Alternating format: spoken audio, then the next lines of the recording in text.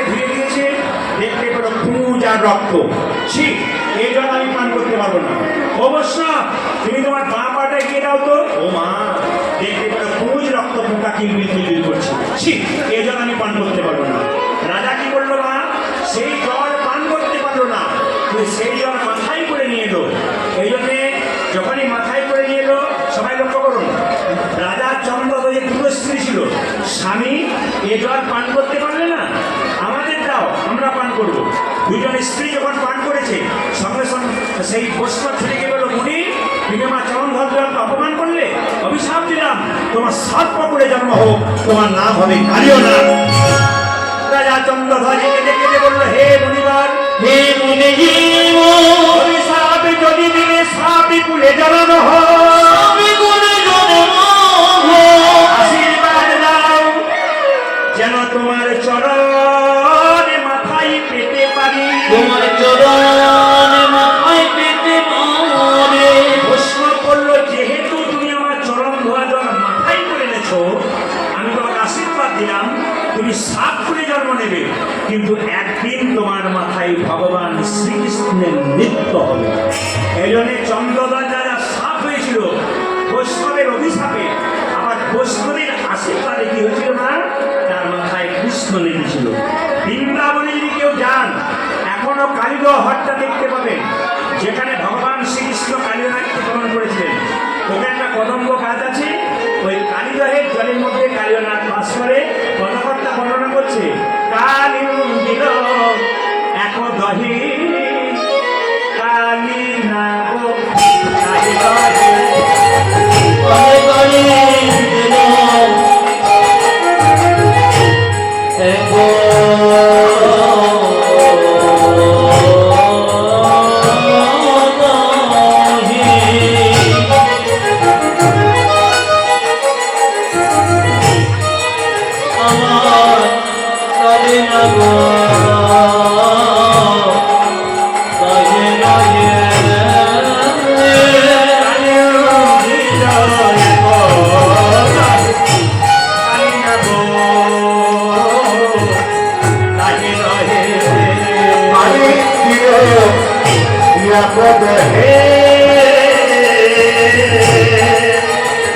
আমার কালী খাবো তাকে ধরবে।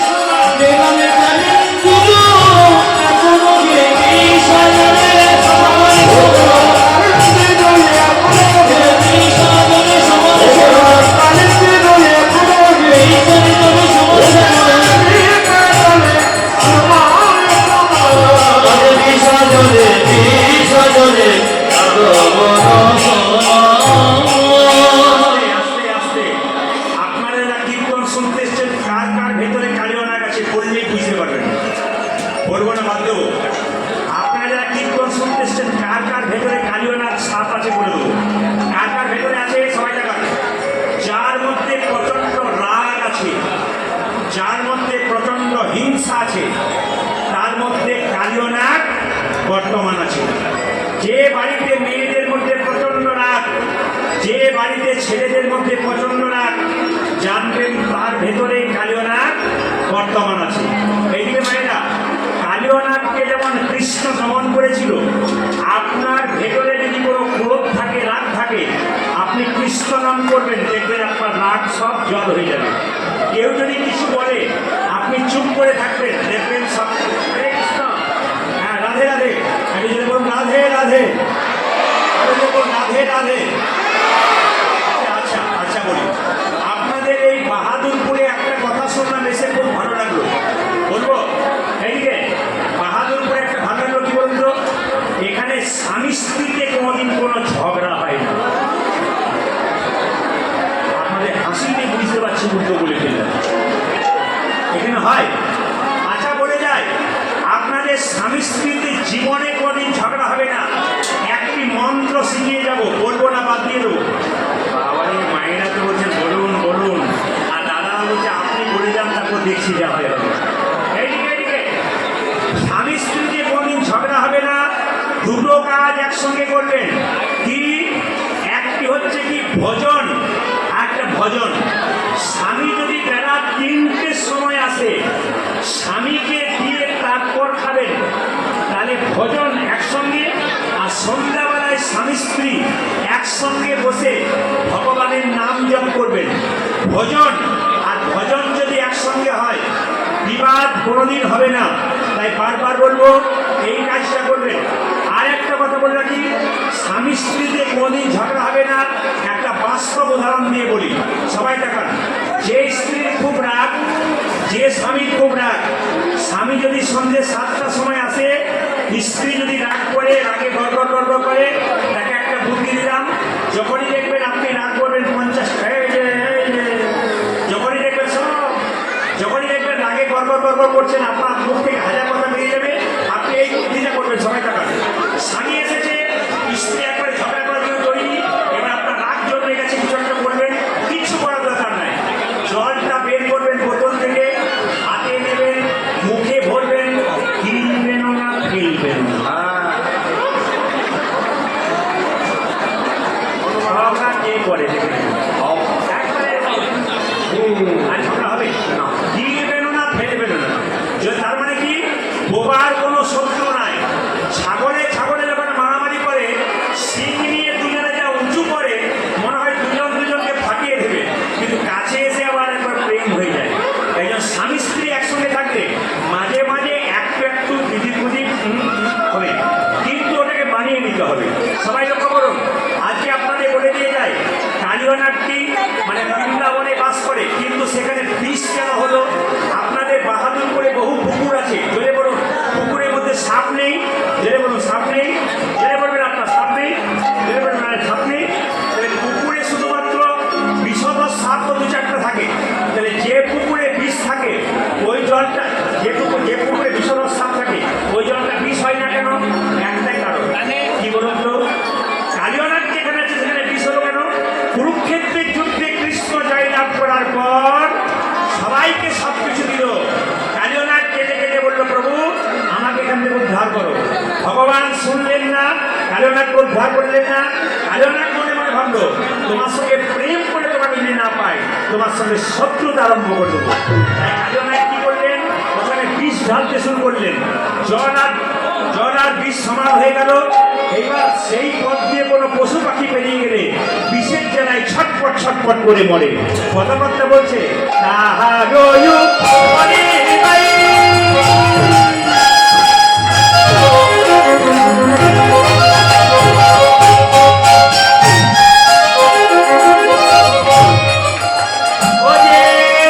পাখি উড়ে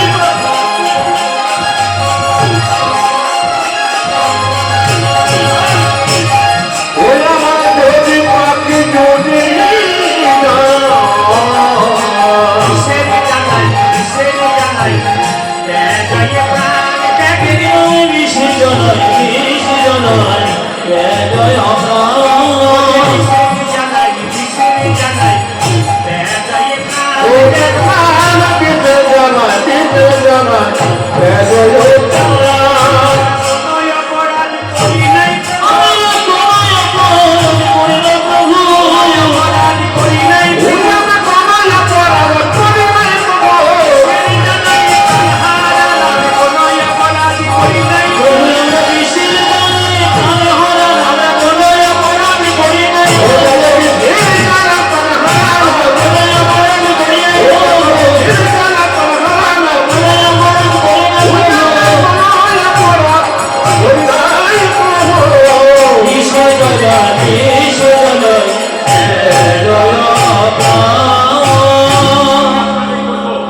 আমি আপনাদের সবাইকে বলবো আরেকবার প্রেমসে বলুন রাধে রাধে। সব জায়গায় আপনাদের পরিবেশ ভালো লাগছে বাহাদুরপুরে। আপনারা যারা সাইডে সাইডে বসেছেন কাল থেকে দেখতে পাচ্ছি আমার ভক্তরা যারা সাইডে সাইডে বসে আছেন চেয়ারে বসে আছেন সত্যি পাকা পাকা ভক্ত আছেন। এত সুন্দর মন দিয়ে শুনছে, এত সুন্দর হাততালি দিচ্ছে। আচ্ছা বলুন রাধে রাধে।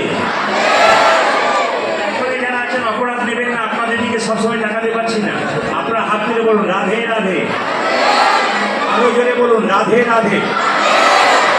একটা কথা সতর্ক করে দিয়ে আমার ভাইদের জন্য, কোনো মেয়ের চুলে হাত দেবেন না। না না, চুলে হাত মানে আমি বলে দিই, কোনো নারীকে চুলের মুঠি ধরে আঘাত করবেন না। আজকে প্রভুর সামনে বলে গেলাম, যে যেখানে আছেন মন দিয়ে শুনে নিন।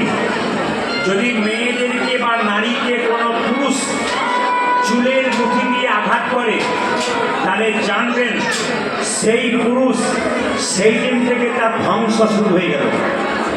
শুনে নেবেন যে যেখানে বসে আছেন, কোনো পুরুষ যদি রাগের বসে বাইরের কোনো নারীকে বা নিজের স্ত্রীকে যদি চুলের মুঠি ধরে বারবার আঘাত করে তাহলে জানবেন সেই পুরুষ জীবনে ধ্বংস হলো।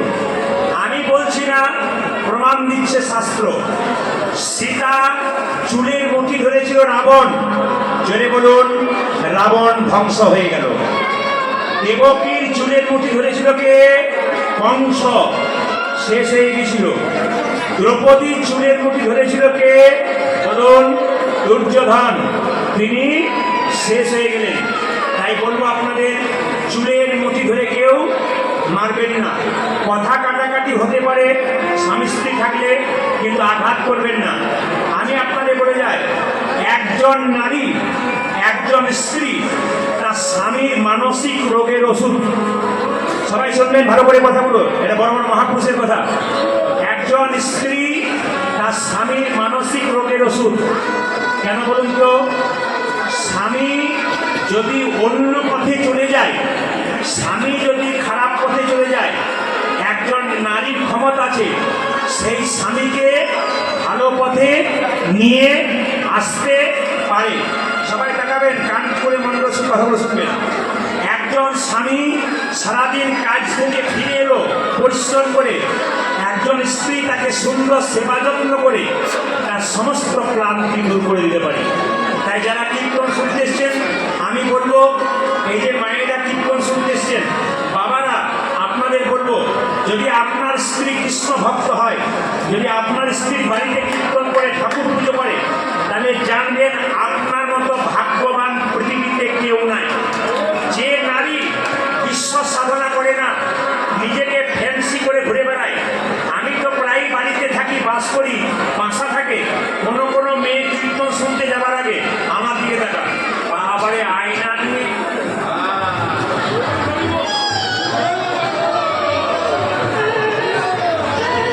আবার দেখবেন পাউডার নিয়ে, আবার রংটা কালো। কিছু মনে করবেন যারা কালো আছে, আমিও কালো, রংটা যাদের কালো তারা আবার পাউডার নিয়ে। আবার দেখবেন কানের মধ্যে ঝাড়বাতি ঝোলাচ্ছে। না না, ঝোলাবেন ঝোলাবেন। এখন তো আবার দেখবেন বিউটি পার্লারে যাচ্ছে, যেটা বলুন হ্যাঁ না, U cut, V cut, C cut, W cut, পুষ্টির পিন্ডি কাট। না না, ভগবান চুল দিয়েছে, মেয়েদের সৌন্দর্য কোথায়? চুলের মধ্যে দিয়ে। যে মেয়ের চুল নাই ও তো যারা চুলকে দিতে তারা ভাবছে বেকার এলাম রে। না না, আমি বলবো চুল বাড়ার তো সুযোগ আছে। তো চুল যদি বেড়ে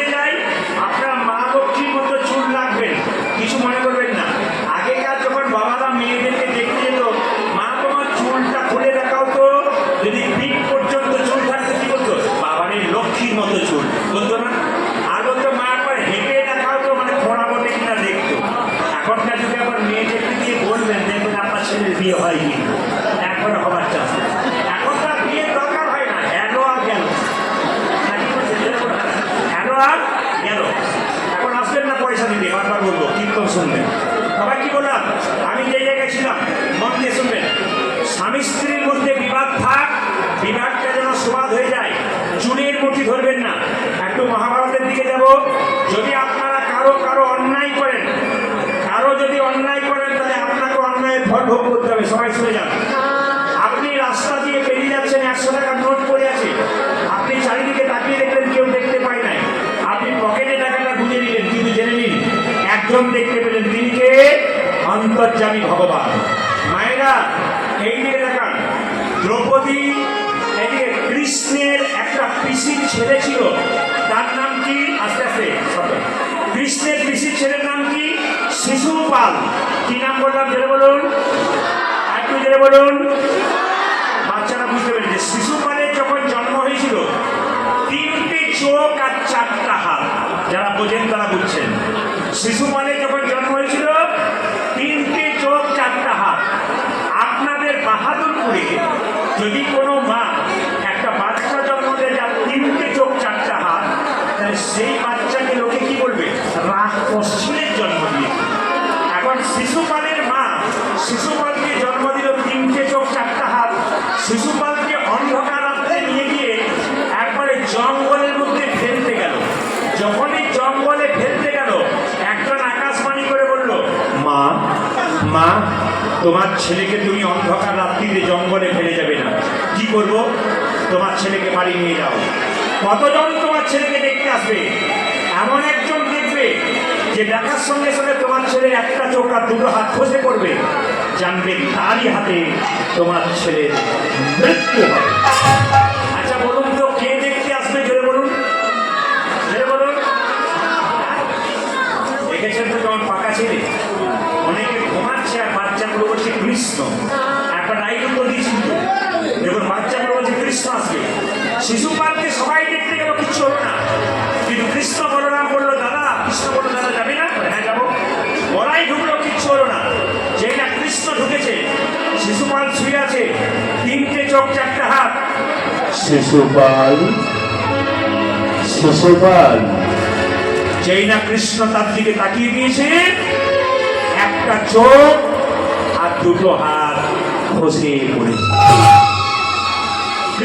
শিশুপালের মা জানতে পেরে কৃষ্ণকে কাছে ডেকে বলল, কৃষ্ণ, এ তোর কে? ভাই। তুই ওর কে? দাদা। কথা দে কৃষ্ণ, শত অপরাধ করলে ক্ষমা করে দিবি? কৃষ্ণ বলল, পিসি, আইন রাখবো, কিন্তু ফাঁক রেখে ছেড়ে দেবো। কৃষ্ণ বলল, শত অপরাধ করলে ছেড়ে দেবো, কিন্তু 101 হলে ছেড়ে দেব না।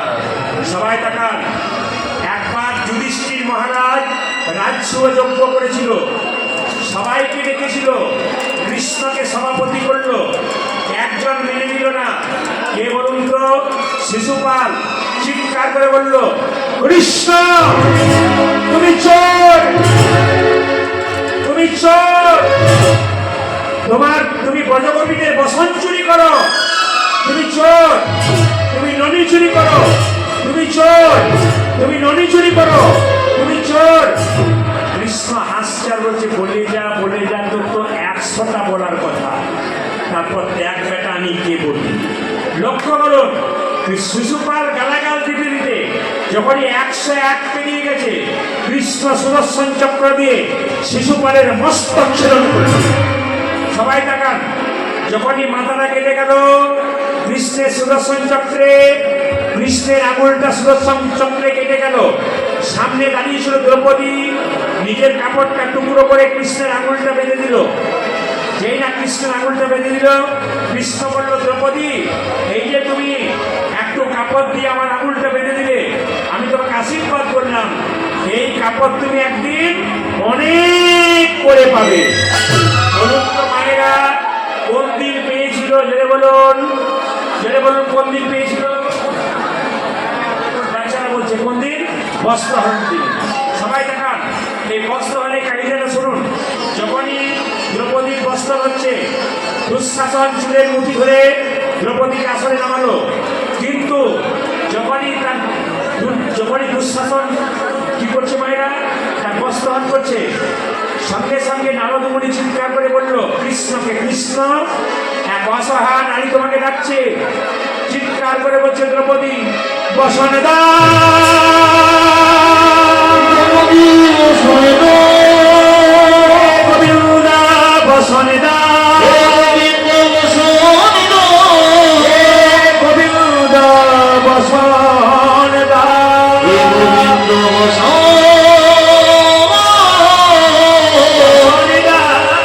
বসন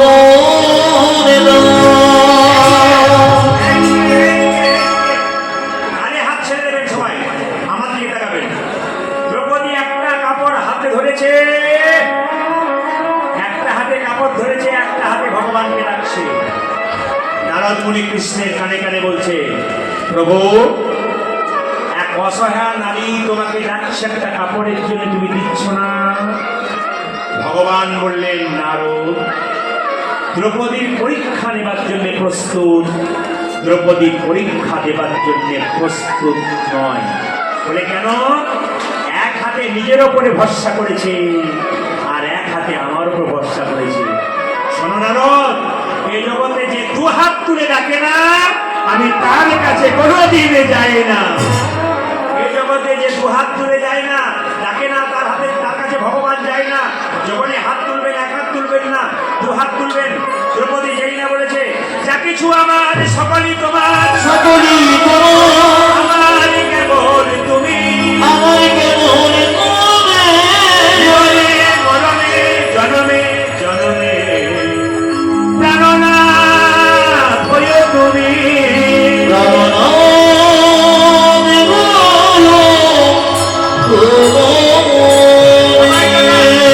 সবাই তাকান, সবাই তাকান। দ্রৌপদীর কাপড় যখন দুঃশাসন টানছে, 1 ঘন্টা, 2 ঘন্টা, 3 ঘন্টা, 4 ঘন্টা, 5 ঘন্টা। দাদা, দুঃশাসন বলছে, দাদা, আমি ক্লান্ত হয়ে গেলাম, আর আমি পারছি না, এবার তুমি যাও। যখন এই দুর্যোধন কাপড় টানতে লেগেছে, দুঃশাসন বাড়ির ভেতরে গেছে, চমকে গেল।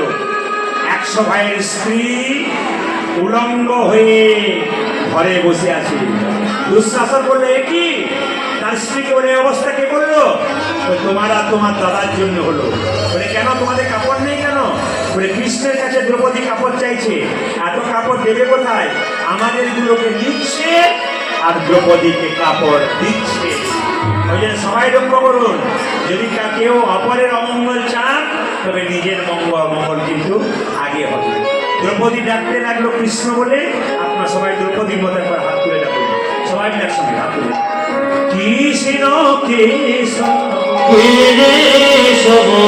হাত দিয়ে একসঙ্গে তারা যাবে, কৃষ্ণ কৃষ্ণ, একসঙ্গে তালি দেবেন, কৃষ্ণ কৃষ্ণ কেশব